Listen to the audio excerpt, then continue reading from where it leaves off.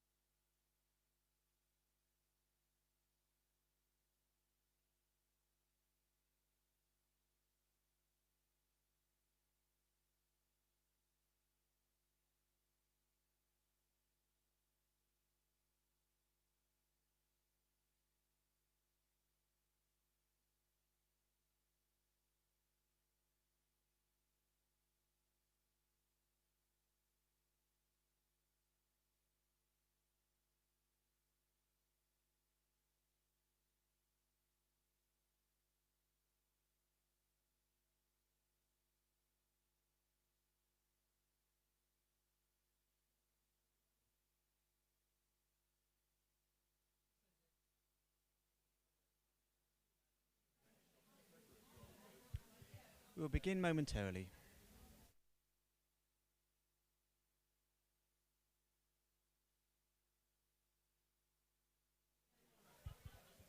Thank you for waiting, it won't be long.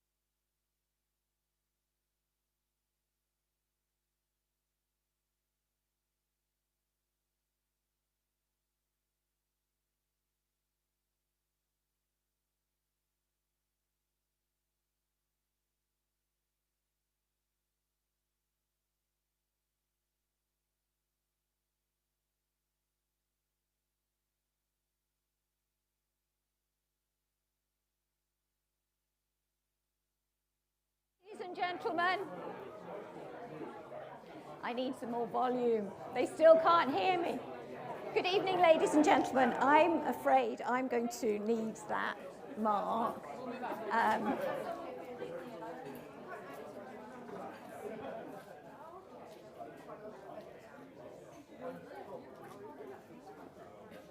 So good evening, ladies and gentlemen, and thank you. We should have plenty of space. We should have plenty of space. I've started. Well done, Eugene. I know, I'm on time. Again, welcome everybody, just in case you didn't hear me earlier. Welcome to the Earth Trust. Welcome to this Supporters Day. I'd also like to welcome people who are online. Haven't had to do that all day, but we are live streaming the event today for all the people who couldn't attend. So it's really lovely to see you. This is a slightly different event from 2 years ago, isn't it? But as I said, there's plenty of space. We're having to put in place all sorts of COVID restrictions that we haven't before. I've got a couple of jobs in this introduction. One is to say this is also the rose ceremony. So I will be handing over in about 20-25 minutes, depending on how long I go on for. And you will be able to participate in the annual rose ceremony, which marks the exchange of a rose between Oxfordshire County Council and the Earth Trust. And it's very symbolic. The symbolism is about giving the Earth Trust, or the Earth Trust giving people access to the Whitnam Clumps. I do wonder whether 40 years ago, when the first rose ceremony was put in place, whether or not the people who put it in place really realised the implications of that arrangement. I trust so. So there are a couple of other things I want to do during my talk. I want to thank you. I want to thank you all for your support throughout the pandemic. And I also want to give you a flavour into the importance of the Earth Trust now and in the future. So the world has changed. The world has changed markedly since 2 years ago, when I didn't actually stand here, but I stood in another location and talked to you about the trust and our importance. And you will all know how it's changed. It's impacted on all our lives. It's impacted on communities, and it's impacted across the world. And this impact has been in the form of a health crisis. And for the Earth Trust, what that has translated into is it's demonstrated inequalities in access. I think the health crisis, the pandemic, has shown inequalities across our society, which we need to address. But for us particularly, inequalities in access to green spaces. So the second crisis that has been with us for a long time is the ecological crisis. But I think it's only now that we're beginning to really face up to the fact that the things we've been putting in place to address the ecological crisis haven't been working.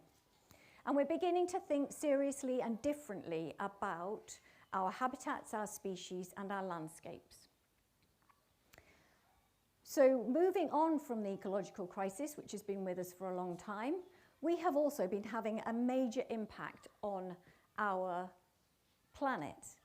It's us that's been impacting and causing a rise in temperature across the globe. And it's us that's got to do something about it.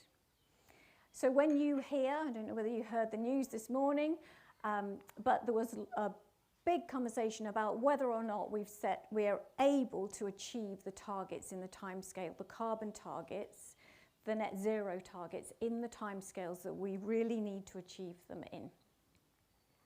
And I think that conversation is live, it's active. We're beginning to see changes across government in terms of legislation that's coming in, both in terms of the Agriculture Bill and the Environment Bill. These are real tangible changes that are happening right now. But as I said, we need to face the future and we need to be thinking differently. And I just wanted to use the example of great crested newts. We have one of the largest populations of great crested newts in the country here at Little Whitnam, in Little Whitnam Wood.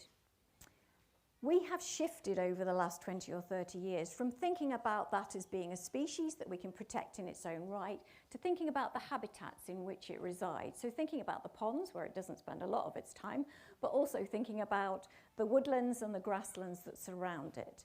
And we have, in effect, over the last 20 or 30 years, demarcated those boundaries. And we've called these really special sites, we've called sites of special scientific interest.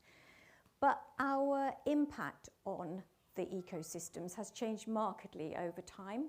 And those sites, which were always pristine, have got smaller or less impactful in terms of their ability to look after those habitats and species. So we need to think bigger. We need to think landscape scale. We need to think water catchment. We need to think ecosystems. We need to think what's happening that you can see above the ground in terms of those ecosystems. But we also need to think what we can't see below ground. And the second thing that's beginning, I think, to become a reality to those people who are working in the environmental sector is that it's people who make decisions about the environment, about the climate, about ecosystems, about green spaces. And putting people at the heart of sustainability is going to be what we need to do if we are going to face up to the challenges that we need to. The Earth Trust has always done this. We've always championed for people to be put at the heart of not only decision making, but also being put at the heart of policies and practice. The Earth Trust has always been important, and green spaces have always been important for people.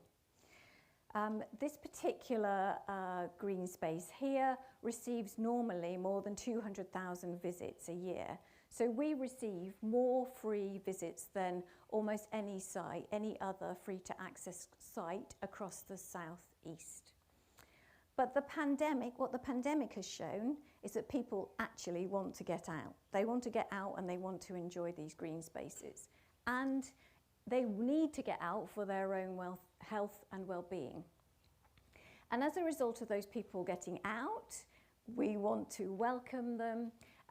We've seen a significant increase in visitor numbers to our green spaces. It has been challenging. I'm not going to say that it hasn't, and I really appreciate all the support of our volunteers over the last 18 months who've been tirelessly looking after those green spaces. One of the things I'm really proud of is that we recognise the importance of green spaces to people very early on in the pandemic, and we have kept our green spaces open, but under immense pressure. I talked about increasing visitor numbers. These visitors don't all walk to us, unfortunately. They don't all cycle to us. They do drive their cars. We're quite a remote location here. Along with the visitor numbers, we have seen a tangible challenge to the infrastructure we already have. So we always had challenges to our infrastructure, and by that I mean access tracks, I mean access roads, I mean car parking, I mean lack of toilets. But I have to get toilets into every conversation I have, by the way. Everybody will know that. So this poor quality infrastructure, if I can put it like that, has been put under immense pressure and shown that actually we seriously have to do something about it. So people have increased they are increasing their use of green spaces, and rightly so. So that's the first thing. That's a pretty big thing that's really important about the Earth Trust. The second thing which we've really been able to do, and actually has surprised us over the last 12 or 18 months, is that we've been able to build this building. And when we were thinking about this building, we were thinking that we wanted to give people a vision into the future, a vision into sustainability, a sustainable future for everyone. And when we began thinking about the design and construction, we were looking big scale in terms of the impacts of carbon and ecology. I am really grateful to the team who've really made this happen. If this was going to be a difficult build in a normal set of years, it became even more difficult going through COVID. And I won't go into the ins and outs and the challenges along the way, but believe me, these two guys over here, who are pictured on screen, am I allowed to say you got a little bit more grey as we went? But I am grateful to all our partners, both through the design and the construction. And when we were first thinking about the design, and as we moved through to the design process and then into the build, we, as a trust, are always thinking about future sustainability, but also about how we can engage people more deeply, more meaningfully in what we're doing. So the building itself is constructed with timber, with glulam beams.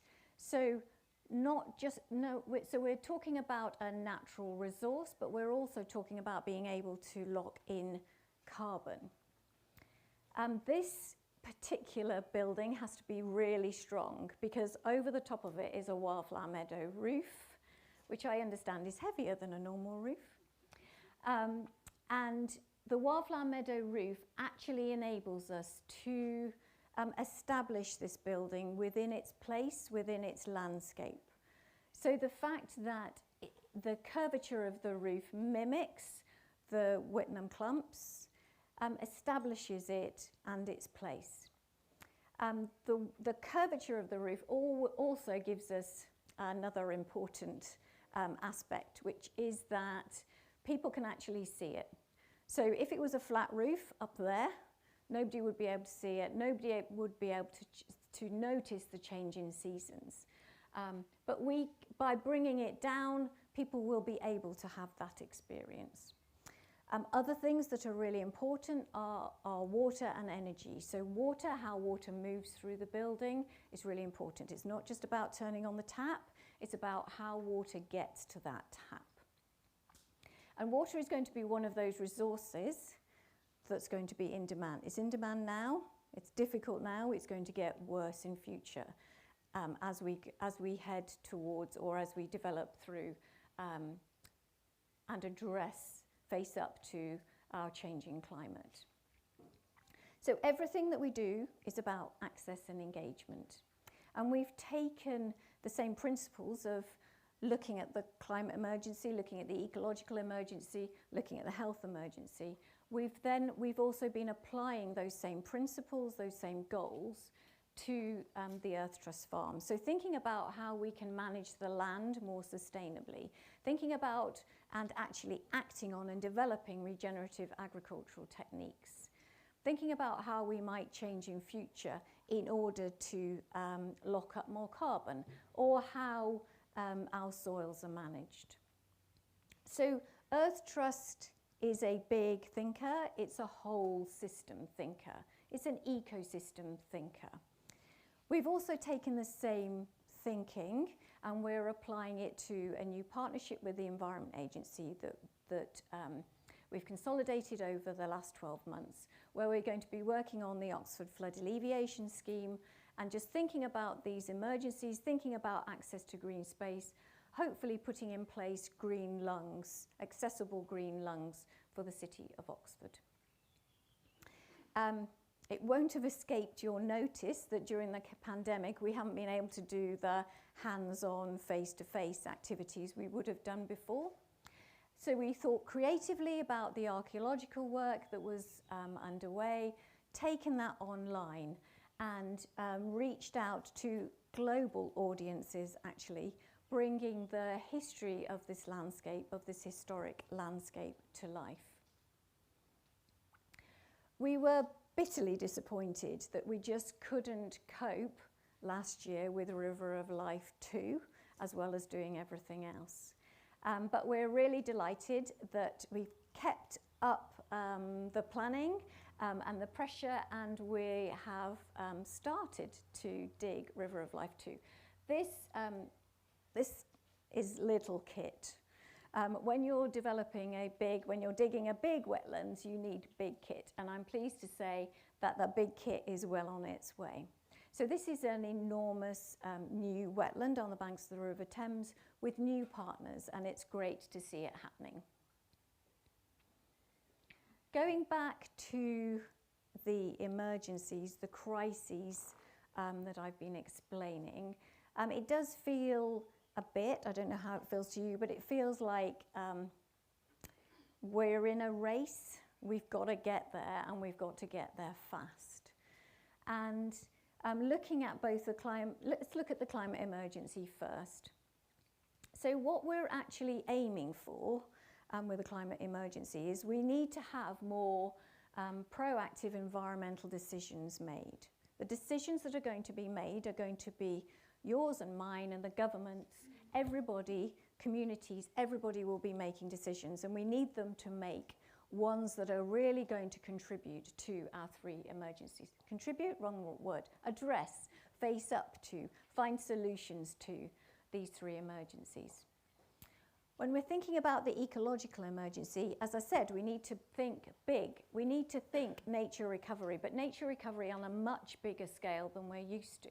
And we need to think nature-based solutions. So River of Life 2 is a wetland creation project. The Oxford Flood Alleviation Scheme is another wetland creation project. And these are big in scale, and they address the emergencies that we're faced with. And now let's just remind ourselves about the health crisis and what the Earth Trust has experienced and what we need to do in future.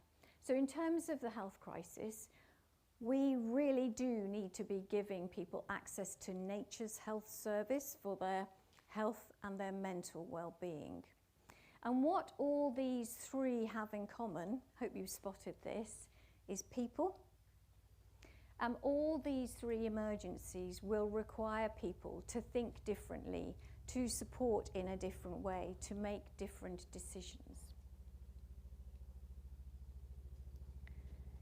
And part of that is about rethinking access and what we think about access. I think most people think, and I probably thought exactly the same way, that by putting a path through a green space, I was giving people access, we were giving people access to the natural world. So in a normal day when I'm at home, I really do like breaking my day and going for a walk. I tend to take my dog with me because if I left her behind, she wouldn't like it. and my day is quite busy. I've got lots of emails. I struggle with finding that 45 minutes or an hour. So what do? I've got my dog, I'm in green space, I've also got my phone with me, and I'm working on my phone as I'm going through my walk or as I'm walking. Now what that means, am I engaging with nature? No, I'm not really, am I? I'm using it, I'm not engaging with it, I'm not connecting with it. So what we need to think about is how we establish greater connections between people and nature. And that's why we need to think about rethinking our access. You don't have to take my word for it. There's been a lot of work done between English Nature, Natural England, slip of the tongue, that shows my age, and the University of Derby, so Professor Miles Richardson. And what they've done is they've looked at how we can connect people with nature. And there are 5 pathways that they've identified. And these 5 pathways, I won't go through all of them, but these 5 pathways will enable, if we include these 5 pathways, you don't have to include all 5, you'll be pleased to know, if we include some of these 5 pathways in our programs, our projects, our access opportunities, then we will be beginning to make those connections. People who are taking part will be able to make those connections, whereas they probably haven't done so before. So this is about senses, and so the first one is about senses, and these are not hard. So if you're experiencing green space, what you could do is watch the clouds, or you could smell the flowers. These are not difficult things to do by using your senses. Another way of doing it is through appreciating the beauty of the natural world and then translating it into either art or music or drama, but engaging with it in a positive way, in a proactive way. It could be an emotional thing where your emotions are raised as a result of what you're seeing and you're experiencing. It might be something to do with meaning. So a lot of people don't actually notice the change in seasons, for instance.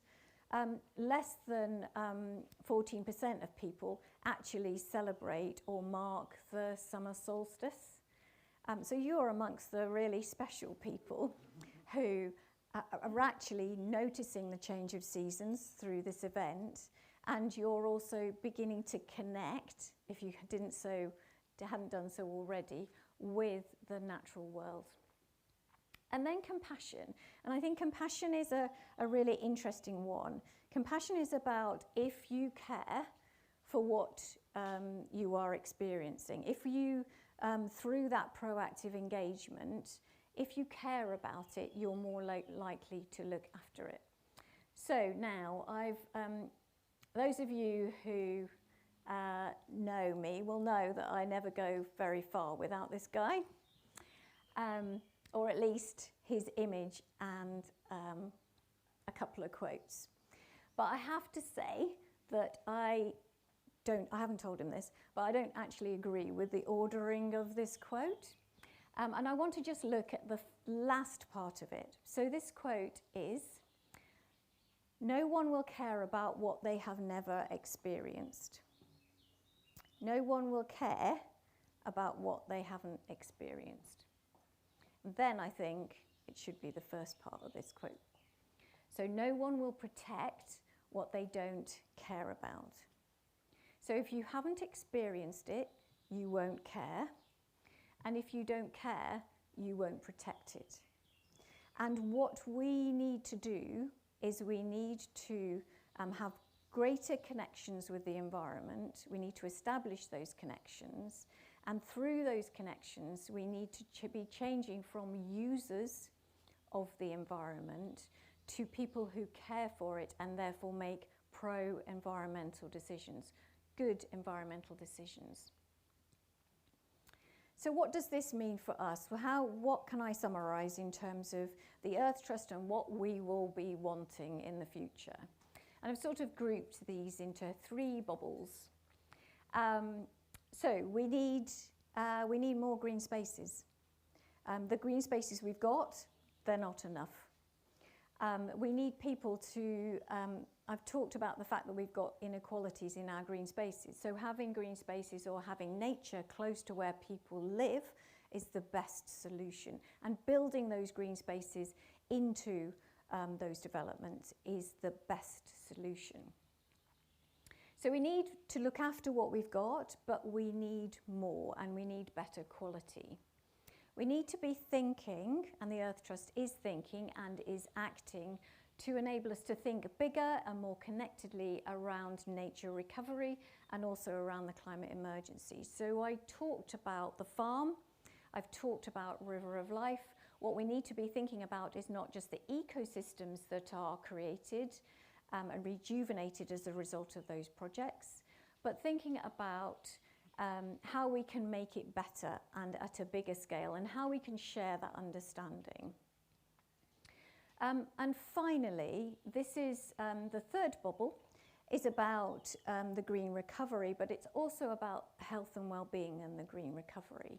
And for us, it's about not just having those green spaces in place, but establishing those connections. So we will be looking at these 5 pathways. We will be looking at how we can better connect people to the natural world. And we'll be wanting to bring that to life. So it'll be about exciting people. It'll be about engaging more people. So finally, I just want to more or less summarize where we've got to as an organisation and the exciting journey that we're on. So we're thinking very differently. We're thinking at a different scale. We're thinking climate, we're thinking nature, we're thinking health and well-being. And those 3 things are really driving us. But we're also thinking people. We're thinking that people are going to be the thing that makes all this happen. I'm so pleased, delighted and thankful that you have all supported us over the last 18 months, whether it's through volunteering your time, whether it's through being a trustee, whether it's making a donation, being a friend. We wouldn't have survived if you hadn't given your energy and passion. So my first thing is to say thank you for that. My second thing is to say we've got some really exciting projects and ideas planned, and we need your help to help bring those to life in the future. So thank you very much. I hope you've enjoyed what you've heard today. Later on, you'll be given an opportunity to go to 3 different groups of projects to hear more about the Earth Trust and what we are doing now and what we've got planned. So I think, I'm not sure, but I think we've got an opportunity for a couple of questions, Leanne? A brief opportunity. And Ruth's got a microphone just in case there are any questions. Jane, can I just illustrate very quickly one of the things you said about the challenge to biodiversity, that you're one of the partners in the Yellow Wagtail project that I'm leading. And the very brief story is that in 1951 there were 500 nests of house martins under Clifton Hampton Bridge. 500 nests is 1,000 adult birds. Last year, the biggest flock I saw in a high wind in the Leover Wood, probably all the local birds to Clifton Hampton, was 30 birds, 1% of what there was in 1951. Now, what has happened? Part of it's on migration. If you build a mud nest, you probably don't like your nest to be shaken every 5 seconds, so they'd be nesting somewhere else. They'd have moved from the bridge anyway.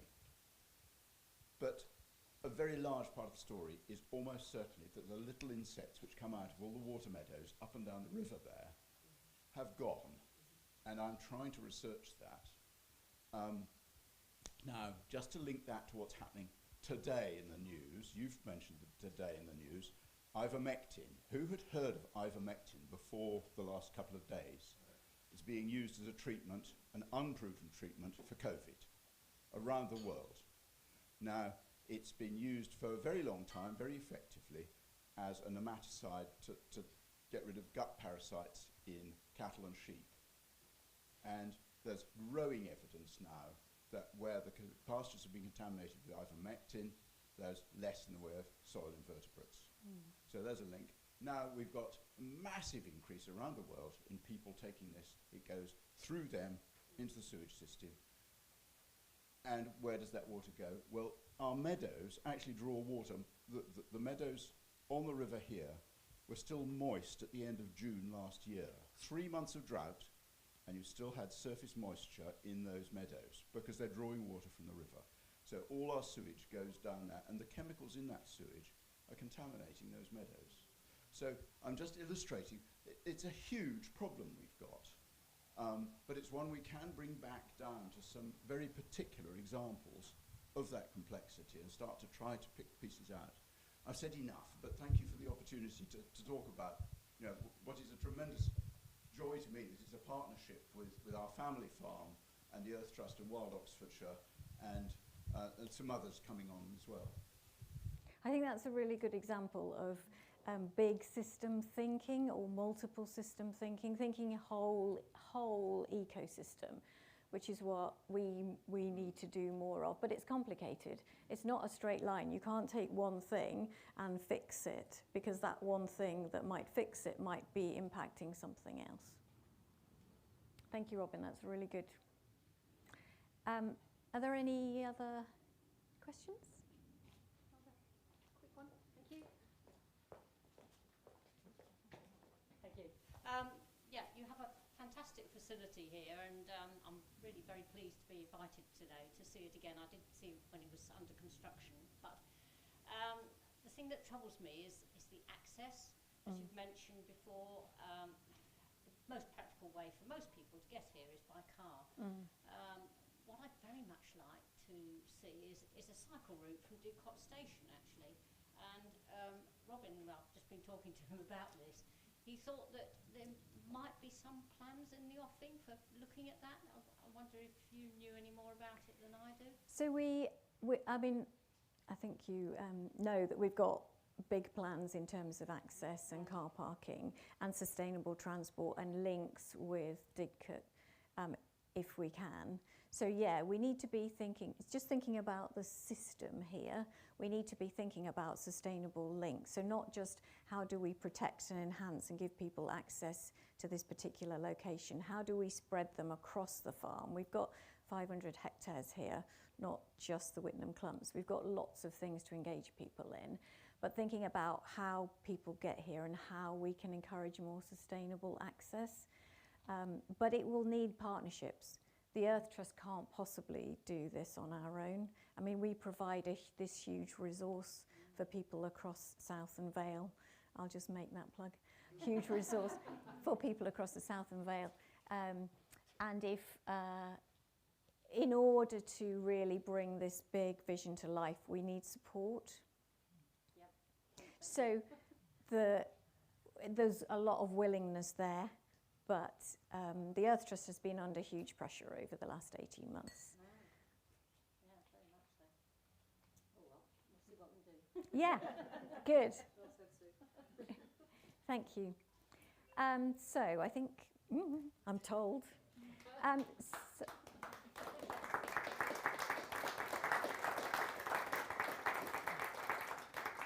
So now we're moving on to the rose ceremony itself.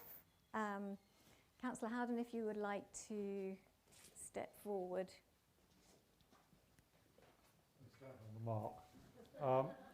I've got a prepared speech, which is the usual pretty boring thing, but after an inspiring talk like that, I think I'll probably jettison most of that and say a few extempore words.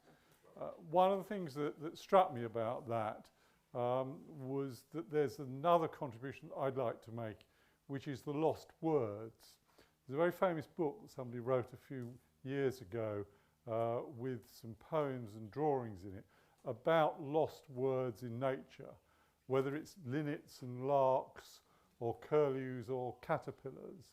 We have lost a huge number of words which our children no longer understand. And I think the great success of this building, and I believe you had your first education group on the 11th of June, is that we will be able to educate the next generation of children in so many of these things which are so vital to us in carrying on into the future. And I was struck by the phrase, nature's health service. I think it is absolutely crucial, and it has become crucial that the amount of time that you can spend outside, however short, is a bonus, and it's a bonus to people's mental health. I mean, I'm very privileged. I live in the middle of Oxford, but you can live in the middle of Oxford and you can be no more than 5 minutes away from a field of cows, or the Heron on the Thames, or all sorts of other great natural resources.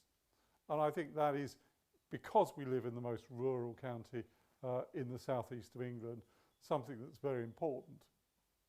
And it is great to see more of you here this year than there would have been under other circumstances had we been further locked down. And I mourn the fact that I thought last year might have been your 50th, because my background notes told me that the whole thing started in 1970. So I thought it was really unfortunate that last year was wiped out. And the rose ceremony started because under contract law you need something to actually make a contract work. And the concept of peppercorn rents grew up in English contract law. Whether that was because people gave peppercorns or because that was a small thing, I don't know.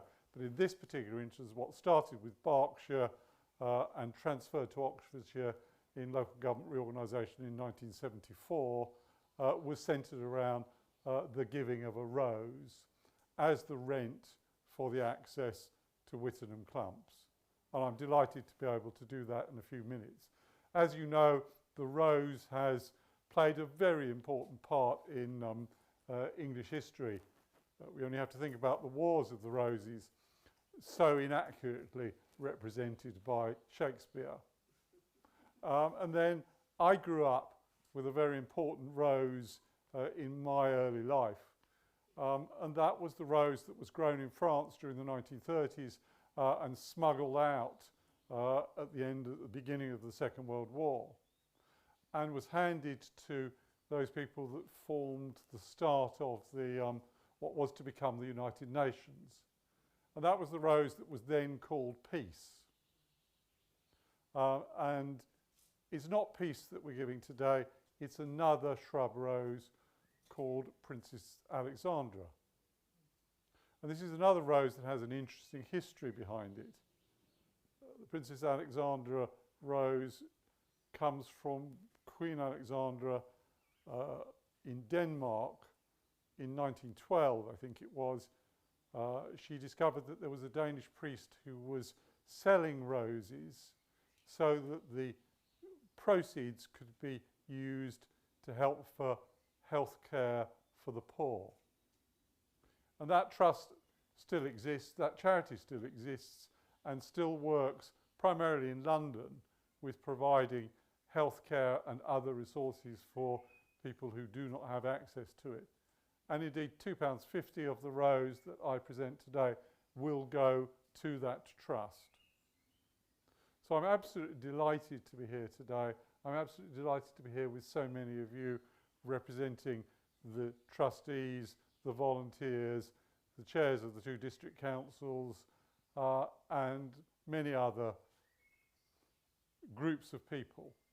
And so with that, I would like to present the rose, which my PA is going to give me, and I believe I am going to present to Chair.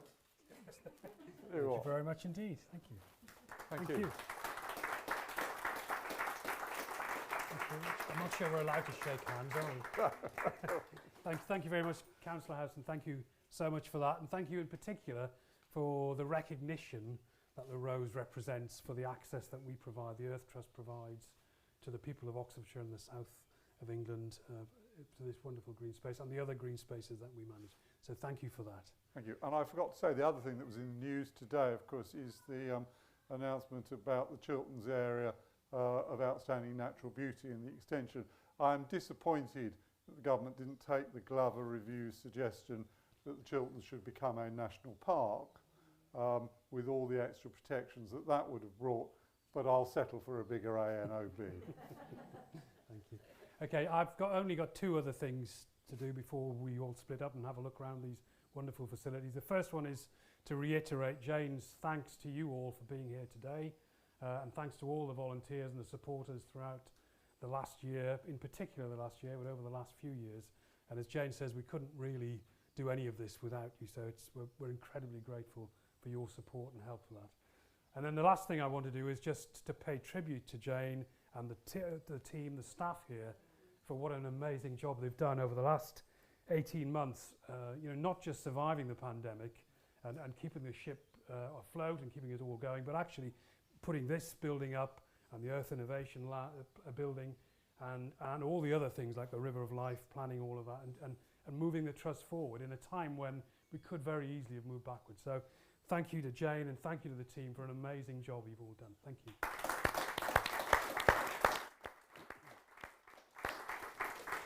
And now there are some logistics that I think you're going to tell us about, Jane. Is a female master of ceremonies a mistress of ceremony? It was going through my mind. I'm not quite sure what I am. Anyway,